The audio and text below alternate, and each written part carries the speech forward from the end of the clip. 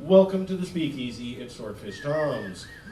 This is real simple. We got two poets. Each one's going to read 20, 25 minutes. Little break in between. That's it. We're done. Go home.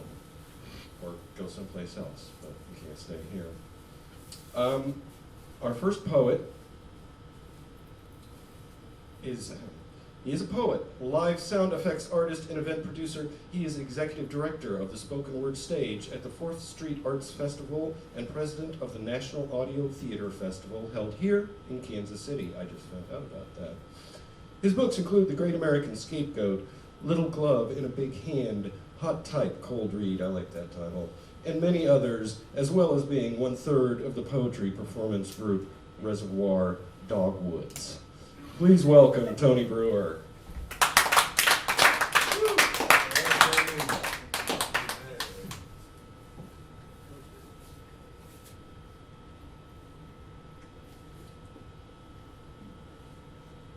Sound check. Sibilance. 1 2 1 2 1 1 1 7 7 7. Check. People profess perspectives. More game. More. Ha. Check. 1, check 2, check. Mwah. Probably, possibly. Boys build bomb-baked Buddhas. Surely she should shoot sheer sheets shortly. Pibby pabby puppy, pibby pabby puppy, pibby pabby puppy, bibby babby puppy, bibby babby puppy, bibby babby puppy, wibby wabby wubby, wibby wabby wubby, wibby wabby wubby. Tell Tony trees talk. Tell Tony trees talk. Tell Tony trees talk. Whoa. Ow. Check. 1, check 2, check.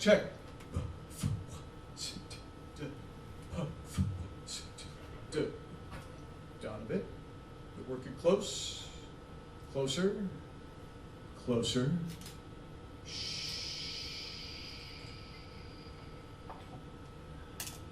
Pity for sale. After Ferlinghetti, after Gibran. Pity the bee who has no country. Its fuzzy, swollen appetite and hardwired love of candy. Pity the window, gladly accepting so many waves of heat and hand, fogged with condensation of desire. Pity the vegetable and its untouchable packet, disguised as itty-bitty seeds that are mere possibilities. Pity the failed backup and make it new. Pity the ambulance so lonely it stalks my next-door neighbor twice this year alone. Pity the billionaires in love with zeros. No, fuck those clowns, right in the zero. Pity the worker who identifies with a king. Pity the tree dragged down by sweet honeysuckle, the red buds pinking the woods, telling us it is time.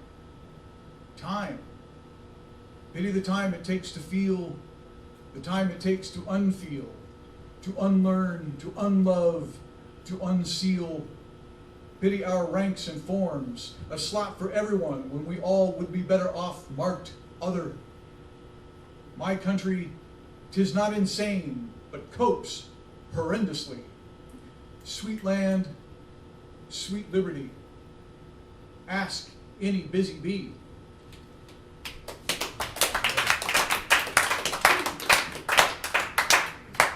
Thanks. I'm going to read at least a couple of things that are, how should we say, speakeasy appropriate. And this is one of them. This is based on a true story about my first and so far in life only lap dance. This is called Stripped. Oh, this is from Homunculus, which is my book from a couple of years ago. Stripped. 3, she answers when I ask how many dances she's given in her life, including you, all of them tonight. She smiles weakly as though I might be disappointed, but I pull her anyway by the wrist, a big no-no, toward the back room. Well, you're my first, I say, let's go. She rides me like the Pony Express over broken terrain on a spooked horse and with Comanches on her tail. She is rough and she looks scared, dutiful. I tell her she's beautiful, and she is, though I think that's another big no-no. Talking, as if she's listening, as if she cares.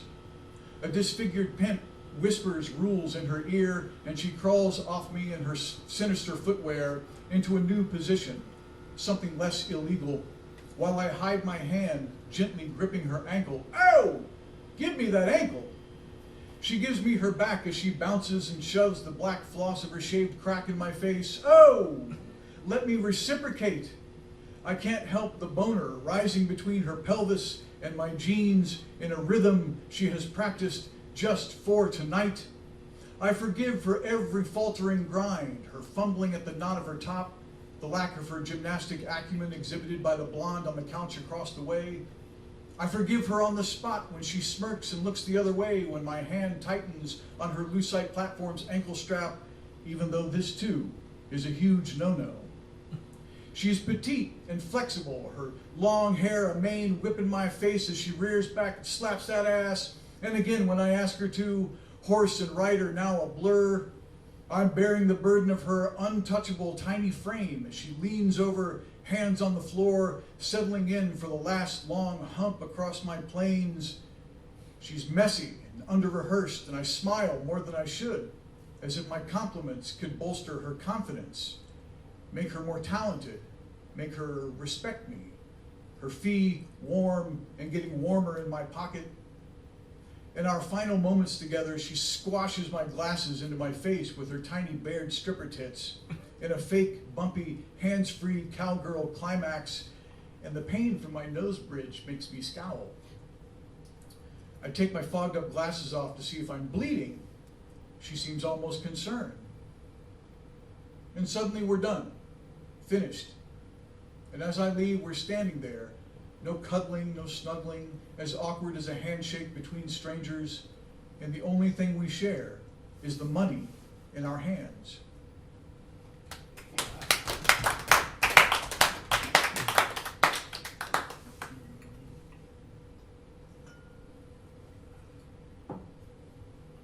So thanks to Brandon for having us, and thanks to Tim for my touring partner for setting this up. We've got a new chapbook that just dropped yesterday called Tabletop Anxieties and Sweet Decay. It's a split chapbook. We each occupy half of it. And I'm going to read, I'm just going to do one from that because I wanted to read a bunch of stuff and kind of a little bit of everything tonight. This is a form poem. It's a pantoum. This is called a Halt-mast Pantoum. Another shooting in the news, this one close to home. The problem is never the stars, but what they're attached to, everything. I spoke innumerable chants and prayers unmemorized, off the dome. Pressures crush minds at the bottom of a bitter ending. The problem is never the stars, but what they're attached to, everything. Fractions matter, too bad we'll never go metric. Pressures crush minds at the bottom of a bitter ending. When home becomes job, it's surprisingly hectic. Fractions matter. Too bad we'll never go metric. The price to reach the stars, we'll buy one someday. When home becomes job, it's surprisingly hectic. My phone is not allowed, and it's my Monday. The price to reach the stars, we'll buy one someday. Mountain and mine tops chopped off or filled in. My phone is not allowed, and it's my Monday. Nothing worse than answers spoken and no one listens. Mountain and mine tops chopped off or filled in. I spoke innumerable chants and prayers, unmemorized, off the dome. Nothing worse than answers spoken and no one listens. Another shooting in the news, this one close to home.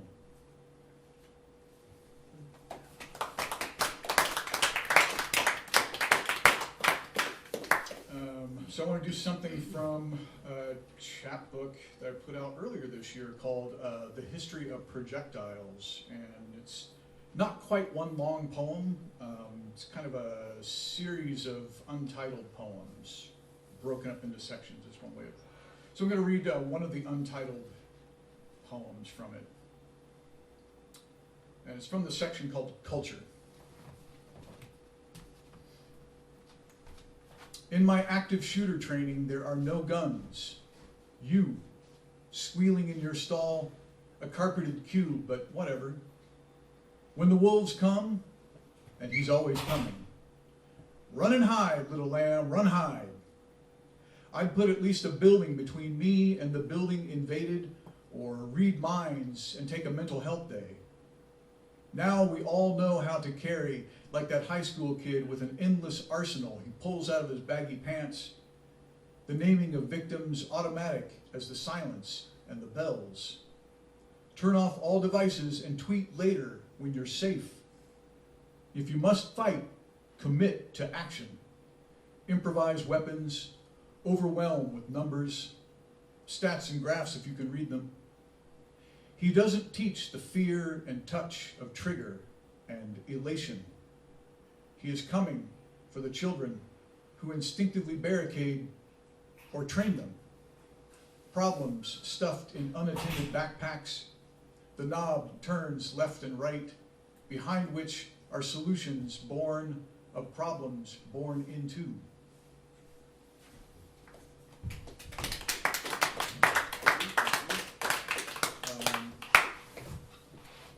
I read this one last night. I'm going to do it tonight too. I recited this one last night because this year I feel legally and morally obligated to perform this at some point in every reading I do this year, because I wrote it 17 years ago for the 17-year Cicadas that came through in 2004. And I was on a poetry slam team at the time, and I actually wrote this as a team piece. And I do it a lot, performed a lot since then, but this is the year that they came back. I don't know what they were like here. Were they bad here, the 17-year ones? I think you're outside of the zone.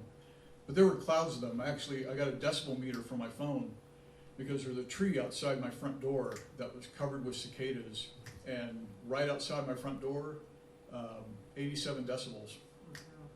They were super loud in Bloomington. And from a distance, they sound like UFOs because they kind of whistle.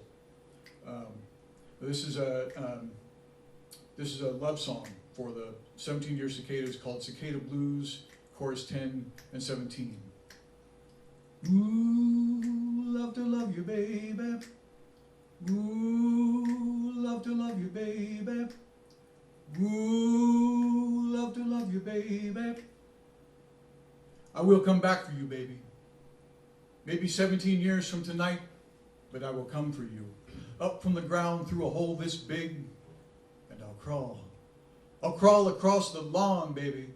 Drag my freshly hatched ass over sidewalks and quiet city streets just to get you to come to me.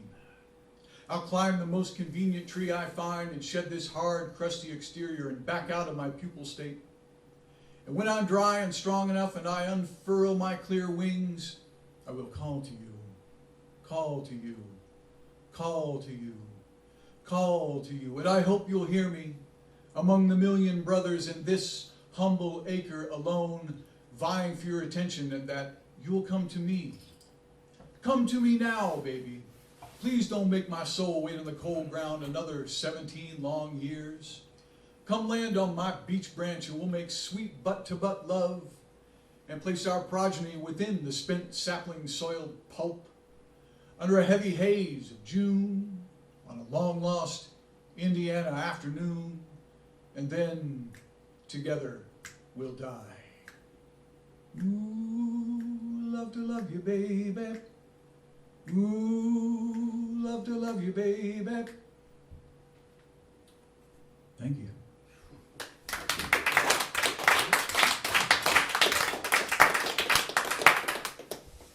I think we're going to do two more. This is from Hot Type Cold Read, and it's from a different era, but I think it's timeless enough that it can pass. For just this is from 2013, so you know it's not that old, it's not ancient. This is called Making Mushrooms Out of Washington's Head. Making mushrooms out of Washington's head. Paying taxes is like finally admitting I don't know how to take care of myself. And in return, I get a little refund, like an allowance from parents I only talk to once or twice a year, their faces grim as dead presidents in the oval of a birthday card. But when they die, who pays for all the gasoline they bought on time? Me. Getting crude out of the ground over there, putting them back in the ground over here. Everything made of earth and faith is useless unless it is refined, processed like a lifetime of lunch meat. I dig deep into the rabbit ears my pockets make when I turn them out into nothing. Cashless, but still bound by digits passing between two lovers, my consumption, my government, and a credit union.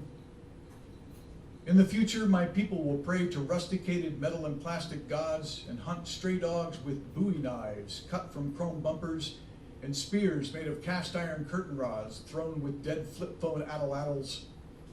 But for now, we tithe on tax form sheets, an ineffective devotion protecting us from Y2K, AIG, the DIY CIA, China, Ford, Chevy, Chrysler, Enron, anthrax, sudden infant debt syndrome, being shot out of a cannon by the media, same-sex marriage, any sex marriage, toxic vampires, drag queens, drama queens, corporate piracy, flame wars, ball gag rules, the terror threats of the religious right, and the jerking knees of the godless left. Osama, Obama, Oklahoma City bomber, O'Reilly, Oppenheimer, Olbermann, Oprah, really, OMG. I love and I hate and I want so hard it breaks me like singles from a 5. Whoever you are, whether your stovepipe hat is Bible black or spangled red and white striped, protect me from my inability to make money spontaneously, like a shark makes love to itself. Be my automatic seatbelt, the nylon hug of an unseen angel who won't let go even when I'm totaled. Be the airbag that smacks me in the face as it simultaneously saves my life and devalues my car. Make me pay you, not the pimp.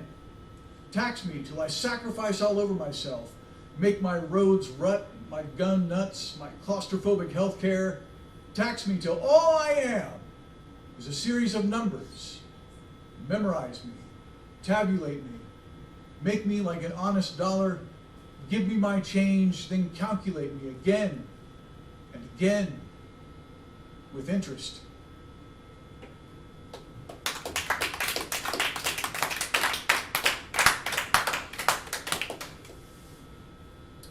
Thank you. You've been very gracious, and I appreciate that. I really like this place. This reminds me of a place in Bloomington that doesn't exist anymore, from Bloomington, Indiana. So, if you have a drink, feel free to participate with this one. This will be my last one. This is called Toast. Here's to years of living beyond my means, to those ends, and to those means, and to the end of years of being so goddamn mean. Cheers. To envy, slut, badger, and 37 other mortal sins, hubris, chicanery, bamboozlement, excessive grooming, pith, clink clink, down the hatch. To the lack of self-care, the preservation and celebration of bad habits and neuroses hardened into mental illness. Salud. To maudlin ennui and the need for trauma to justify emotion. To the great American scapegoat, the family, here's to you. To warning signs, fuck them. Here's to forgetting everything you know. Yeah, let's get stupid together, just you and me and whoever else we can pack in, whoever else can hold a glass and pour, all one big sloppy blurry mess, all for one and none for you.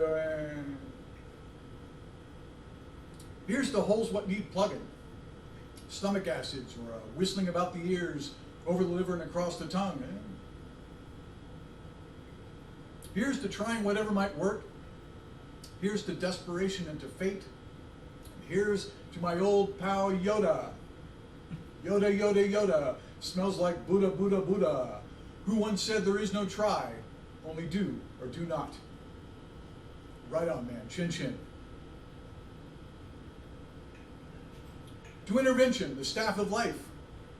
To the well-heeled pop psychologist. To junk science, radio divination, newspaper astrology, Muppet wisdom. To the slippery slope of belief. It is not a crime, by the way, to believe in something and to hold it dear. To crime. May it always separate us bad guys from you goody-goody two-shoed right thing doers, bottoms up. To the basis for comparison, knowing when to whip it out. To hovering like an old hen, ready to peck out your eyes. To the confusion of love, or was that the love of confusion? To being well laid, I'll drink to that.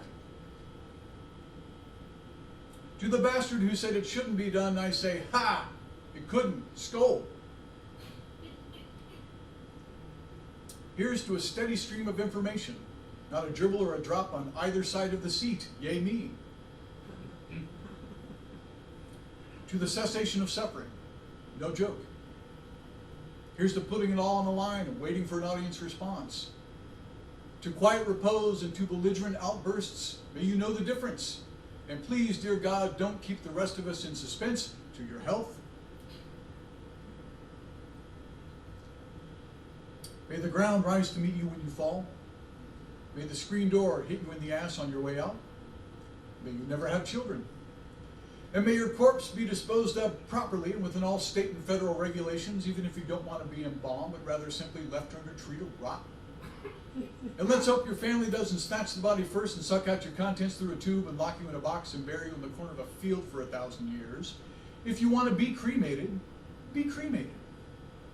And may your friends walk right up and say hi, while your enemies walk with a limp, because they deserve it. And may the sun always set where you can enjoy it. And may it rise as late as you need to survive. And if long life seems to you a curse, may you always be prepared for what you want. Amen. Thanks.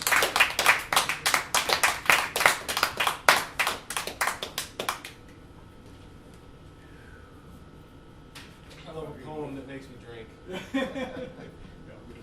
Tony Brewer, folks, give it up. Yeah, thank you.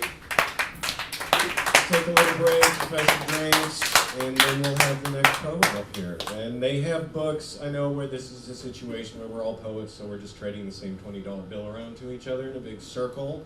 But if you have some money, buy a book.